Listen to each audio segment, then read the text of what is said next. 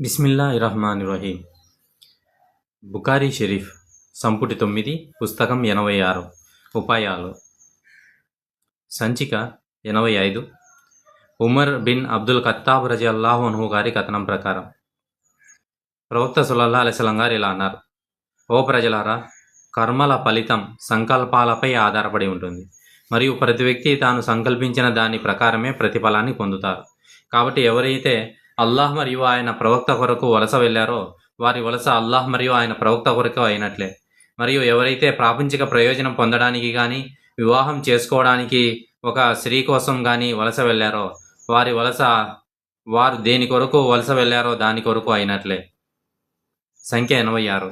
అబూ హురైరా రజియల్లాహు అన్హు గారి కథనం ప్రకారం ప్రవక్త సల్లల్లాహు అలైహి వసల్లం గారు ఇలా అన్నారు: మీలో ఎవరైనా హదస్ అపానవాయువు వదిలినట్లయితే వారు మళ్ళీ వజూ చేసుకునే వరకు అల్లాహ్ వారి ప్రార్థనను స్వీకరించరు. సంఖ్య 87. అనస్ రజియల్లాహు అన్హు గారి కథనం ప్రకారం అల్లాహ్ ప్రవక్త సల్లల్లాహు అలైహి వసల్లం తప్పనిసరి చేసిన జకాత్ నిబంధనలను అబూ బకర్ రజియల్లాహు అన్హు ఆయన వారి కొరకు రాశారు. అల్లాహ్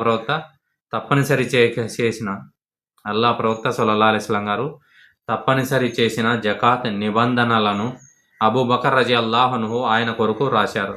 మరియు జకాత్ చెల్లించకుండా తప్పించుకోవడానికి ఆస్తిలోని వివిధ భాగాలను పోగు చేయడం ద్వారా కానీ ఆస్తిని వివిధ భాగాలుగా విభజించడం ద్వారా కానీ చేయకూడదని రాశారు. హదీసు 88. తల్హా బిన్ ఉబైదుల్లా రజియల్లాహు అన్హు గారి కథనం: చిందరవందరగా ఉన్న జుట్టు గల ఒక బెడూయిన్ అల్లా ప్రవక్త వద్దకు వచ్చి ఇలా అన్నారు: ఓ అల్లా ప్రవక్త, ప్రార్థనల విషయంలో అల్లా నాపై ఏమి ఆజ్ఞాపించాడో నాకు చెప్పండి అని అడిగారు. దానికి ప్రవక్త గారు ఇలా అన్నారు: నువ్వు కొన్ని అదనపు ఐచ్ఛిక ప్రార్థనలు చేయాలనుకుంటే తప్ప పగలు మరియు రాత్రిలో 5 తప్పనిసరి నమాజులను ఖచ్చితంగా చేయాలి. ఆ బెదూయిన్ ఉపవాస విషయంలో అల్లా నాపై ఏమి ఆజ్ఞాపించాడో నాకు చెప్పండి అని అడిగారు. దానికి ప్రవక్త గారు ఇలా అన్నారు: నువ్వు కొన్ని అదనపు ఐచ్ఛిక ఉపవాసాలు తప్ప రంజాన్ మాసంలో ఉపవాసాలు పాటించాలి. ఆ బెదూయిన్ జకాత్ విషయంలో అల్లా నాపై ఏమి ఆజ్ఞాపించాడో నాకు చెప్పండి అని అడిగారు. అప్పుడు ప్రవక్త సల్లల్లాహు అలైహి వసల్లం అతనికి ఇస్లామియా చట్టాలు మరియు నిబంధనలను వివరించగా ఆ బెదూయిన్ ఇలా అన్నారు: మిమ్మల్ని గౌరవించిన ఆయనపై ప్రమాణం చేసి చెబుతున్నాను, నేను ఎలాంటి ఐచ్ఛిక ఆరాధనలు చేయను మరియు అల్లా నాపై ఆజ్ఞాపించిన వాటిలో దేనిని వదిలిపెట్టను. అల్లా యొక్క ప్రవక్త ఇలా అన్నారు: అతను సత్యం చెప్పినట్లయితే విజయం సాధిస్తాడు లేదా అతను స్వర్గంలోనికి ప్రవేశిస్తారు. అతను సత్యమే చెప్పాడు. మరియు కొందరు ఇలా అన్నారు: 120 ఒంటెలపై జకాత్ 2 హిక్కాసులు మరియు జకాత్ చెల్లించేవాడు ఉద్దేశపూర్వకంగా ఒంటెలను వధించినా వాటిని బహుమతిగా ఇచ్చినా లేదా జకాత్ను తప్పించుకోవడానికి మరేదైనా ఉపాయం పన్నినా దానివల్ల అతనికి ఎలాంటి హాని లేదు. హదీస్ 89. అబూ హురైరా రజియల్లాహు తఆలా అన్హు గారి కథనం ప్రకారం అల్లాహ్ ప్రవక్త సల్లల్లాహు అలైహి వసల్లం గారు ఇలా అన్నారు: పునరుత్థాన దినాన మీలో ఎవరిదైనా కంజ్ జకాత్ చెల్లించని నిధి లేదా సంపద ఒక పెద్ద బట్టతల గల విషపూరితమైన మగపాము రూపంలో ప్రత్యక్షమవుతుంది. దాని యజమాని దాని నుండి పారిపోతాడు, కానీ అది అతనిని వెంబడించి నేను నీ కంజ్ అని చెబుతుంది. ఆ ప్రవక్త సల్లల్లాహు అలైహి వసల్లం ఇంకా ఇలా అన్నారు: అల్లా సాక్షిగా అతను తన చేతిని చాచి ఆ పామును మింగనిచ్చే వరకు ఆ పాము అతన్ని వెంబడిస్తూనే ఉంటుంది. అల్లా ప్రవక్త ఇంకా ఇలా అన్నారు: ఒకవేళ ఒంటెల యజమాని వాటి జకాత్ చెల్లించకపోతే పునరుత్థాన దినాన ఆ ఒంటెలు అతని వద్దకు వచ్చి తమ గిట్టెలతో అతని ముఖాన్ని బాదుతాయి.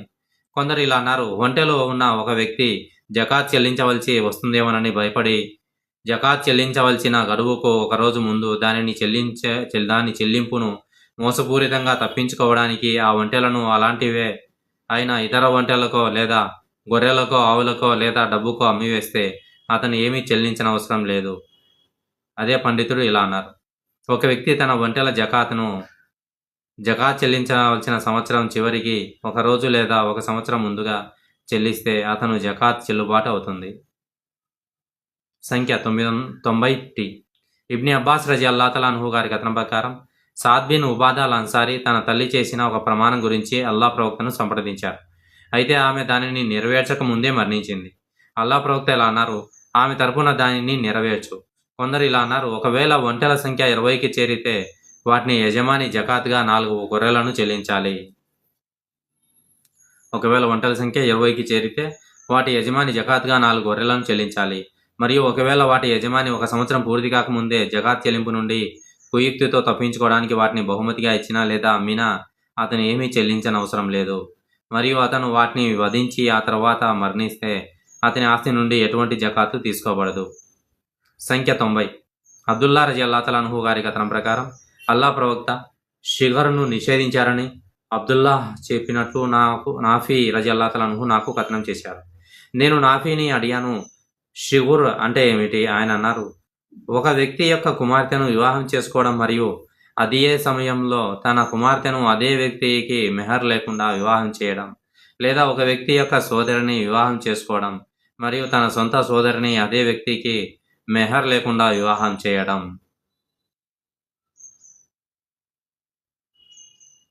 కొందరు ఇలా అన్నారు, ఒకవేళ ఎవరైనా మోసపూరితంగా షుహూర్ ఆధారంగా వివాహం చేసుకుంటే ఆ వివాహం చెల్లుతుంది, కానీ దాని షరతు చట్ట విరుద్ధం. అదే పండితుడు అల్ మూతా గురించి ఇలా అన్నారు, ఆ వివాహం చెల్లదు మరియు దాని షరతు చట్ట విరుద్ధం. మరికొందరు ఇలా అన్నారు, మూతా మరియు షుహూర్ అనుమతించబడినవే కానీ షరతు చట్ట విరుద్ధం. సంఖ్య 91. ముహమ్మద్ బిన్ అలీ రజియల్లాహు అన్హు గారి కథనం. అలీ రజియల్లాహు అన్హుకి ఇలా చెప్పబడింది, ఇబ్ని అబ్బాస్ రజియల్లాహు అన్హు మూతా వివాహంలో ఎలాంటి హానిని చూడలేదు. ఇబ్ని అబ్బాస్ రజియల్లాహు అన్హు మూతా వివాహంలో ఎలాంటి హానిని చూడలేదు.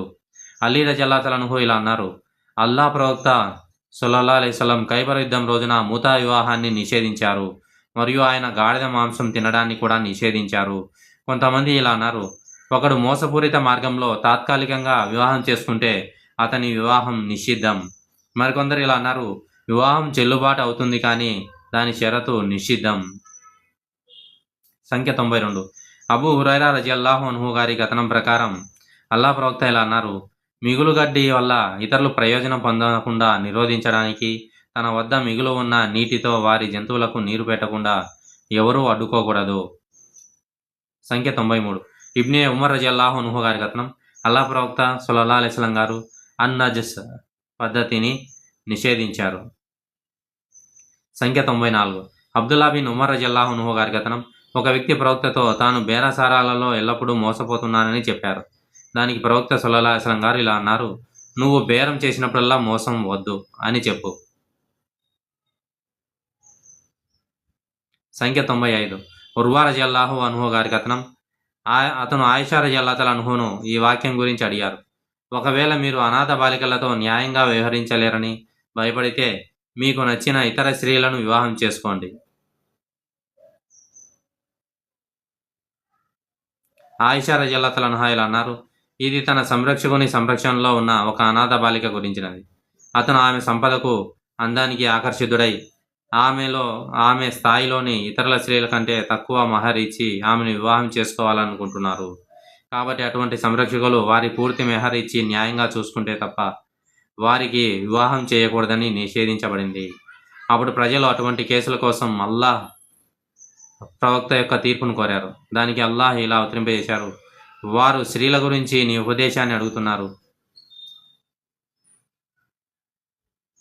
సూరా నిసాలో 127 ఆయత్. సంఖ్య 96.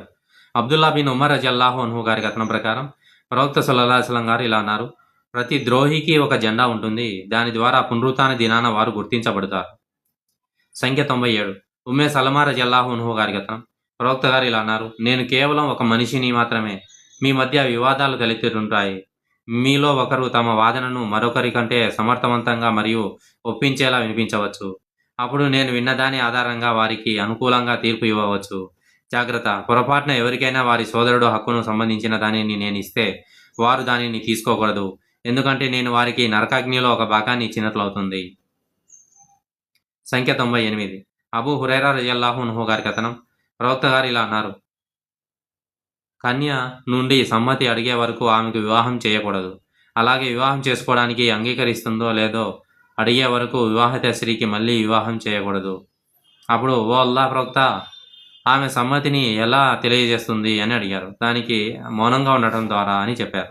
కొందరు ఇలా అన్నారు, ఒకవేళ కన్య సమ్మతి అడగకుండానే వివాహం జరగకపోతే అప్పుడు ఒక వ్యక్తి ఒక ఉపాయం పన్ని ఆమె సమ్మతితోనే వివాహం చేసుకుని ఇద్దరు అబద్ధపు సాక్ష్యాలను చూపిస్తే మరియు న్యాయమూర్తి ఆ వివాహాన్ని నిజమైనదిగా ధృవీకరిస్తే అలాగే సాక్షులు అబద్ధవారని భర్తకు తెలిసినప్పటికీ అతను ఆమెతో వైవాహిక సంబంధాన్ని కొనసాగించడంలో ఎటువంటి తప్పు లేదు మరియు ఆ వివాహం చెల్లుబాటు అవుతుంది. సంఖ్య 99. అల్ కాసిం రజల్లా తలాన్హు గారి కథనం. జాఫర్ రజల్లా తలాన్హు గారి వంశానికి చెందిన ఒక స్త్రీ తన సంరక్షకుడు తన ఇష్టానికి వ్యతిరేకంగా వివాహం చేస్తాడేమోనని భయపడింది. అందుకే ఆమె అన్సార్ వర్గానికి చెందిన 2 వృద్ధులను, జారియా కుమారులైన అబ్దుర్ రెహమాన్ మరియు ముజమ్మీలను పిలిపించింది. వారు ఆమెతో ఇలా అన్నారు: భయపడకు, ఎందుకంటే కన్సా బిన్ హిదామ్ విషయంలో ఆమె తండ్రి ఆమె ఇష్టం లేకుండానే వివాహం జరిపించారు. అప్పుడు ప్రవక్త ఆ వివాహాన్ని రద్దు చేశారు. సంఖ్య 100. అబూ హురైరా రజియల్లాహు అన్హు గారి కథనం. అల్లా ప్రవక్త సల్లల్లాహు అలైహి వసల్లం ఇలా అన్నారు: ఒక బానిస స్త్రీని ఆమెనుకు సంప్రదించకుండా వివాహం ఇవ్వకూడదు. అలాగే కన్యను ఆమె అనుమతి లేకుండా వివాహం చేయకూడదు. ప్రజలు ఆమె తన అనుమతిని ఎలా తెలియజేస్తుంది అని అడిగారు. ప్రవక్త మౌనంగా ఉండడం ద్వారా, అనుమతి అడిగినప్పుడు మౌనంగా ఉండడం ద్వారా అని చెప్పారు. కొందరు ఇలా అన్నారు: ఒక వ్యక్తి ఉపాయం పన్ని ఒక వివాహిత స్త్రీని ఆమె సమ్మతితోనే వివాహం చేసుకున్నానని చెప్పడానికి 2 అబద్ధపు సాక్ష్యాలను న్యాయమూర్తి ముందు హాజరుపరిచి న్యాయమూర్తి ఆ వివాహాన్ని ధృవీకరిస్తే మరియు ఆ వ్యక్తికి ఆమెను అంతకుముందే ఎప్పుడూ వివాహం చేసుకోలేదని ఖచ్చితంగా తెలిసినప్పటికీ అటువంటి వివాహం చట్టబద్ధమైనదిగా పరిగణించబడుతుంది మరియు అతను ఆమె భర్తతో జీవించవచ్చు మరియు అతను ఆమెతో భర్తగా జీవించవచ్చు. సంఖ్య 101. ఆయిషా రజియల్లాహు అన్హా గారి కథనం. అల్లా ప్రవక్త సల్లల్లాహు అలైహి వసల్లం గారు ఇలా అన్నారు: వివాహం కోసం కన్య యొక్క సమ్మతి తప్పనిసరి. నేను కన్య సిగ్గుపడుతుంది కదా అని అన్నాను. అప్పుడు ఆమె మౌనమే ఆమె సమ్మతికి సంకేతం అని చెప్పారు. కొందరు ఇలా అన్నారు: ఒక వ్యక్తి అనాథ బానిస బాలికను లేదా కన్యను ప్రేమిస్తే మరియు ఆమె అతనిని తిరస్కరిస్తే అప్పుడు అతను ఒక ఉపాయం పన్ని ఆమెను వివాహం చేసుకున్నానని చెప్పడానికి 2 అబద్ధపు సాక్ష్యాలను తీసుకువస్తే ఆ తర్వాత ఆమె యుక్త వయసుకు వచ్చి అతన్ని వివాహం చేసుకోవడానికి అంగీకరిస్తే మరియు న్యాయమూర్తి ఆ అబద్ధపు సాక్ష్యాన్ని అంగీకరిస్తే సాక్షులు అబద్ధపు వారని భర్తకు తెలిసినప్పటికీ అతను ఆ వివాహాన్ని సంపూర్ణం చేసుకోవచ్చు, భార్యాభర్తలుగా కలవవచ్చు. హదీసు 102. ఆయిషా రజియల్లాహు అన్హా గారి కథనం ప్రకారం అల్లా ప్రవక్త సల్లల్లాహు అలైహి వసల్లం గారికి తీపి పదార్థాలు, తేనె అంటే చాలా ఇష్టం. ఆయన అసర్ నమాజ్ ముగించుకున్నప్పుడల్లా తన భార్యల వద్దకు వెళ్ళి వారితో గడిపేవారు. ఒకసారి ఆయన హఫ్సా రజియల్లాహు అన్హా వద్దకు వెళ్ళి తాను మామూలుగా గడిపే సమయం కన్నా ఎక్కువసేపు ఆమెతో ఉన్నారు. అందువల్ల నేను దాని గురించి విచారించాను. అప్పుడు నాతో ఇలా చెప్పబడింది: ఆమె తెగకు చెందిన ఒక స్త్రీ తేనె ఉన్న ఒక తేలు తిత్తిని ఆమెకు బహుమతిగా ఇచ్చింది మరియు ఆమె దానిలో కొంత భాగాన్ని ప్రవక్త సల్లల్లాహు అలైహి వసల్లం గారికి తాగడానికి ఇచ్చింది. నేను అల్లా సాక్షిగా మనం ఆయనపై ఒక ఉపాయం ప్రయోగిద్దాం అన్నాను. అందువల్ల నేను ఈ కథను సౌదా రజియల్లాహు అన్హా గారికి చెప్పి ఆమెతో ఇలా అన్నాను: ఆయన నీ వద్దకు వచ్చినప్పుడు, ప్రవక్త గారు నీ వద్దకు వచ్చినప్పుడు నీ దగ్గరకు నువ్వు ఆయనతో, ఓ ప్రవక్త, మీరు మగాఫిర్ తిన్నారా అని అడగాలి. ఆయన లేదు అని చెబుతారు. అప్పుడు మీరు అతనితో ఈ దుర్వాసన ఏమిటి అని అడగాలి. అల్లా ప్రవక్త శరీరంపై దుర్వాసన రావడం వారికి చాలా కష్టంగా ఉంటుంది. అప్పుడు ఆయన హఫ్సా రజియల్లాహు అన్హా నాకు తేనె తాగించడానికి ఇచ్చింది అని అంటారు. అప్పుడు మీరు ఆయనతో దానికి తేనెటీగలు అల్ ఉఫ్ఫత్ దుర్వాసన గల పువ్వు నుండి రసం పీల్చి ఉంటాయి అని చెప్పాలి. నేను కూడా ఆయనకు అదే చెబుతాను. ఓ సఫియా, నువ్వు కూడా అదే చెప్పు. అప్పుడు ప్రవక్త సౌదా రజియల్లాహు అన్హా వద్దకు ప్రవేశించినప్పుడు ఈ కింది సంఘటన జరిగింది. సౌదా గారు ఇలా అన్నారు: ఎవరినైతే ఆరాధించబడడానికి అర్హత లేదో ఆయన తప్ప మరెవరికి ఆ హక్కు లేదు. మీ పట్ల భయంతో అతను ఇంకా ద్వారం వద్ద ఉండగానే మీరు నాతో చెప్పమన్న విషయాన్ని నేను ఆయనతో చెప్పబోయాను. కానీ అల్లా ప్రవక్త నా దగ్గరికి వచ్చినప్పుడు నేను ఆయనతో, ఓ అల్లా ప్రవక్త, మీరు మగాఫీర్ తిన్నారా అని అడిగాను. ఆయన లేదు అని జవాబిచ్చారు. మరియు నేను మరి ఈ వాసన సంగతి ఏమిటి అని అడిగాను. అతను హఫ్సా నాకు తేనె తాగడానికి ఇచ్చింది అని అన్నారు. నేను దాని తేనెటీగలు ఉర్ఫుత్ తేనె పీల్చి ఉంటాయి అని అన్నాను. అతను నా వద్దకు వచ్చినప్పుడు నేను అతనికి అదే విషయం చెప్పాను మరియు అతను సఫియా వద్దకు వచ్చినప్పుడు ఆమె కూడా అతనికి అదే విషయం చెప్పింది. కాబట్టి అతను మళ్ళీ హఫ్సాను చూడడానికి వెళ్ళినప్పుడు ఆమె అతనితో, ఓ అల్లా ప్రవక్త, నేను మీకు తేనె తాగనివ్వనా అని అడిగింది. అతను నాకు దానిపై కోరిక లేదు అని అన్నారు. సౌదా, సుబ్హానల్లాహ్, మేము అతనికి అది దక్కకుండా చేశామని అంది. నేను ఆమెతో శాంతంగా ఉండు అని అన్నాను. సంఖ్య 103. Abdullah bin Amr bin Rabia రజియల్లాహు అన్హు గారి కథనం. ఉమర్ బిన్ అల్ ఖత్తాబ్ రజియల్లాహు అన్హు షాంకు బయలుదేరి వెళ్ళారు. ఆయన సర్గ్ అనే ప్రదేశానికి చేరుకున్నప్పుడు షాంలో ఒక అంటువ్యాధి ప్రబలిందని తెలుసుకున్నాను. అప్పుడు అబ్దుల్ రెహమాన్ బిన్ ఔఫ్ ఆయనతో ఇలా అన్నారు. అల్లా ప్రవక్త సల్లల్లాహు అలైహి వసల్లం ఇలా అన్నారు, ఒకానొక ప్రదేశంలో అంటువ్యాధి ప్రబలిన వార్త వింటే ఆ ప్రదేశంలో ప్రవేశించవద్దు. ఒకవేళ మీరు ఉన్న ప్రదేశంలో అంటువ్యాధి సంభవిస్తే దాని నుండి తప్పించుకోవడానికి ఆ ప్రదేశాన్ని విడిచి వెళ్ళవద్దు. కాబట్టి ఉమర్ రజియల్లాహు అన్హు సర్గు నుండి తిరిగి వచ్చారు. సంఖ్య 104. Amir bin Saad bin Abi Waqqas రజియల్లాహు అన్హు గారి కథనం. అతను ఉసామా బిన్ జైద్ సాద్ రజియల్లాహు అన్హుతో ఇలా చెప్పగా విన్నాను. అల్లా ప్రవక్త సల్లల్లాహు అలైహి వసల్లం ప్లేగు వ్యాధి గురించి ప్రస్తావించి ఇలా అన్నారు. ఇది ఒక శిక్షా సాధన. దీనితో కొన్ని జాతులు శిక్షించబడ్డాయి మరియు దానిలో కొంత భాగం మిగిలి ఉంది మరియు అది అప్పుడప్పుడు కనిపిస్తుంది. కాబట్టి ఎవరైనా ఒక దేశంలో ప్లేగు వ్యాధి ప్రబలిందని వింటే అతను ఆ దేశానికి వెళ్ళకూడదు. మరియు ఒకవేళ ఎవరైనా అప్పటికే ఉన్న దేశంలో ప్లేగు వ్యాధి ప్రబలితే వారు ఆ వ్యాధి నుండి తప్పించుకోవడానికి ఆ దేశం నుండి పారిపోకూడదు. సంఖ్య 105. ఇబ్ని అబ్బాస్ రజియల్లాహు అన్హు గారి కథనం ప్రకారం ప్రవక్త సల్లల్లాహు అలైహి వసల్లం గారు ఇలా అన్నారు. తన బహుమతిని వెనక్కి తీసుకునేవాడు తన వాంతిని తానే మింగే కుక్కలాంటి వాడు. మరియు మనం విశ్వాసులు ఈ చెడు ఉదాహరణ ప్రకారం ప్రవర్తించకూడదు. సంఖ్య 106. జాబిర్ బిన్ అబ్దుల్లా రజియల్లాహు అన్హు గారి కథనం. ప్రవక్త సల్లల్లాహు అలైహి వసల్లం గారు ఇలా శాసించారు. స్థిరాస్తిని విభజించని అన్ని సందర్భాలలో పూర్వక్రయ హక్కు చెల్లుతుంది. కానీ సరిహద్దులు స్థాపించబడి మార్గాలు నిర్మించబడితే అప్పుడు పూర్వక్రయ హక్కు ఉండదు. ఒక వ్యక్తి పూర్వక్రయ హక్కు కేవలం పొరుగువారికి మాత్రమే అని అన్నాడు. తద్వారా తాను ధృవీకరించిన దానినే చెల్లనిదిగా చేశారు. ఆయన ఇలా అన్నారు, ఒకవేళ ఎవరైనా ఒక ఇంటిని కొనాలనుకొని పొరుగువారు పూర్వక్రయ హక్కు ద్వారా దానిని కొనుగోలు చేస్తారేమోనని భయపడి ఆ ఇంటి వద్ద వాటాలలో ఒక వాటాను కొని ఆ తర్వాత మిగిలిన ఇంటికి కూడా కొనుగోలు చేస్తే అప్పుడు పొరుగువారికి మొదటి వాటాపై మాత్రమే పూర్వక్రయ హక్కు ఉంటుంది, కానీ మిగిలిన ఇంటిపై ఉండదు. మరియు కొనుగోలుదారు ఈ సందర్భంలో అలాంటి ఉపాయం ప్రయోగించవచ్చు. సంఖ్య 107. అమ్మర్ బిన్ షరీద్ గారి కథనం ప్రకారం అల్ మిస్వార్ బిన్ మక్రమా రజియల్లాహు అన్హు వచ్చి నా భుజం మీద చేయి వేయగా నేను అతనితో పాటు సాద్ రజియల్లాహు అన్హు వద్దకు వెళ్ళాను. అబూ రాఫీ అల్ మిస్వార్తో నా ఆవరణలో ఉన్న నా ఇంటిని కొనమని అతనికి అంటే సాద్ రజియల్లాహు అన్హుకు ఆజ్ఞాపించావా అని అన్నాడు. సాద్ రజియల్లాహు అన్హు నిర్ణీత కాల వ్యవధిలో వాయిదాల పద్ధతిలో నేను 400 కన్నా ఎక్కువ ఇవ్వను అని అన్నారు. అబూ రాఫీ రజియల్లాహు అన్హు ఇలా అన్నారు, నాకు 500 నగదు ఇవ్వజూపారు, కానీ నేను నిరాకరించాను. పొరుగువాడు తన పొరుగువారికి సంరక్షణను పొందేందుకు ఎక్కువ అర్హుడు అని ప్రవక్త గారు చెప్పగా నేను వినకపోయి ఉంటే దానిని మీకు అమ్మేవాడిని కాదు. కతుకుడు సుఫియాన్తో మామార్ అలా అనలేదు అని అన్నారు. దానికి సుఫియాన్, కానీ ఆయన నాతో అలా అన్నారు అని బదులిచ్చారు. కొందరు ఇలా అన్నారు, ఒకవేళ ఎవరైనా ఒక ఇంటిని అమ్మాలనుకున్నప్పుడు ఒకరి పూర్వ కృపా హక్కులను హరించినట్లయితే ఆ పూర్వ కృపా హక్కును చెల్లించినదిగా చేయడానికి అతను ఒక ఉపాయం పన్నవచ్చు. అదేమిటంటే ఆ ఇంటిని కొనుగోలుదారునికి బహుమతిగా ఇచ్చి దాని సరిహద్దులను గుర్తించి అతనికి అప్పగించడం. అప్పుడు కొనుగోలుదారుడు అమ్మకందారునికి నష్టపరిహారంగా 1000 దిర్హాలు ఇస్తారు. ఆ సందర్భంలో పూర్వకృపా హక్కుదారుడు తన పూర్వకృపా హక్కును కోల్పోతాడు. అమర్ బిన్ షరీద్ కథనం ప్రకారం అబూ రాఫీ రజియల్లాహు అన్హు ఇలా అన్నారు, సాద్ ఒక ఇంటి కోసం అతనికి 400 మిక్తాలను బంగారాన్ని ఇవ్వజూపారు.